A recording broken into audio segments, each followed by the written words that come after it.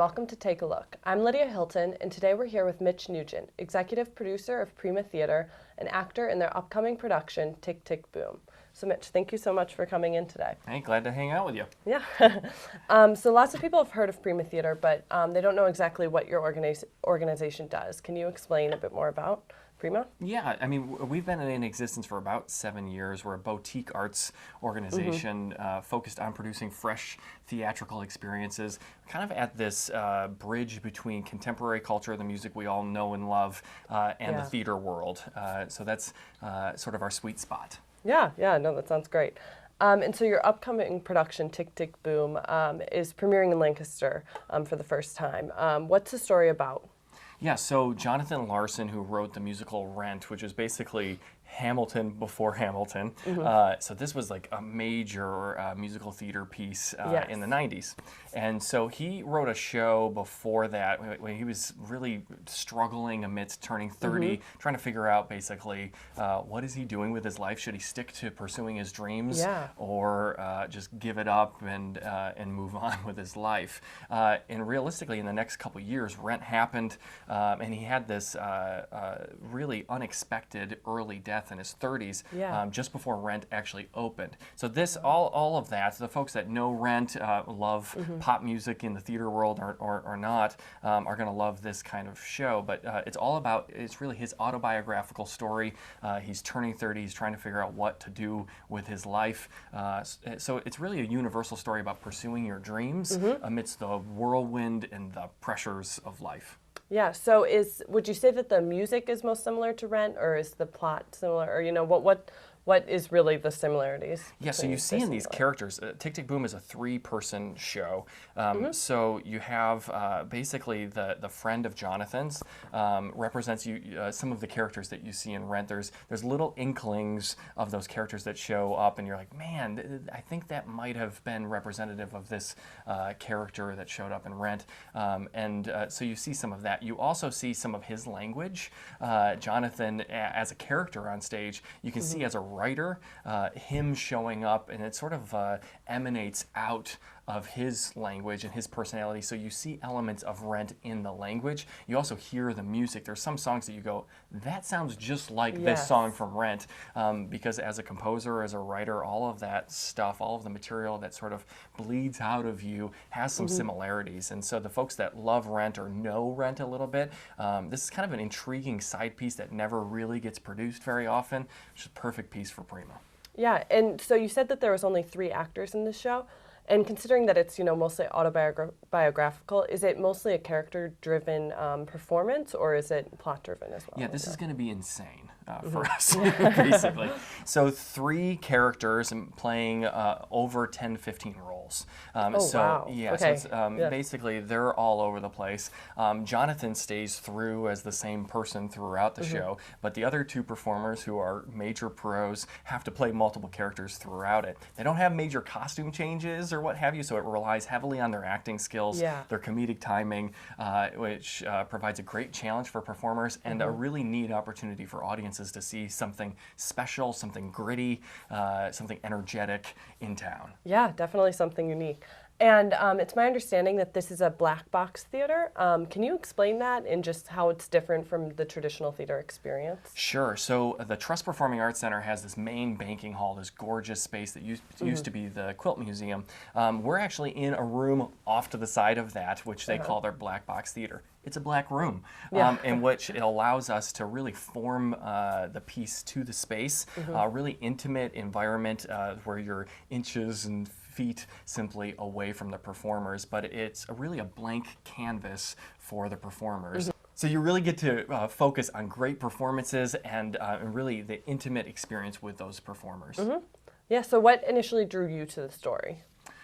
I was magnetized to the story because I grew up on Rent. And so to hear a bit of his backstory as a composer, to realize that he had struggles going after his dreams, it creates that sense of an understanding that all of us are struggling through things, and to realize that to keep going after the things that you feel compelled towards is just a real important tale for us to all to heed. And there's parts of Rent that show up in this show, messages that were really part of his life that are very compelling amidst modern culture.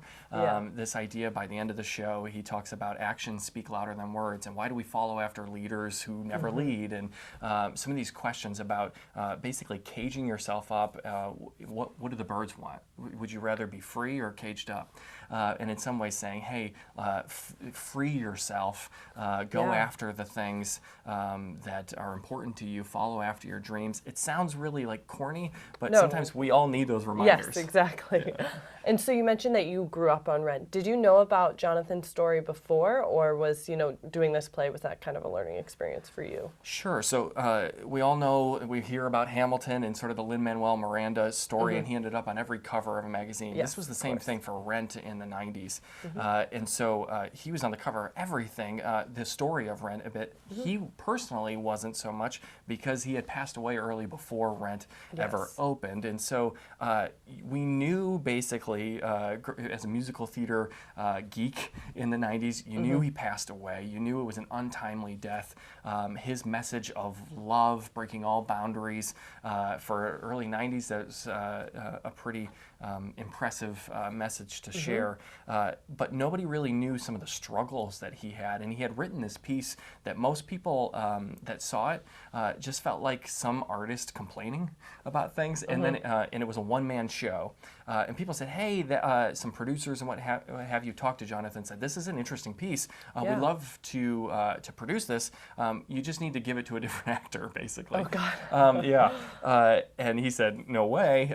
So his family and what have you afterwards, after his untimely death, got together and they made it into a three-man musical.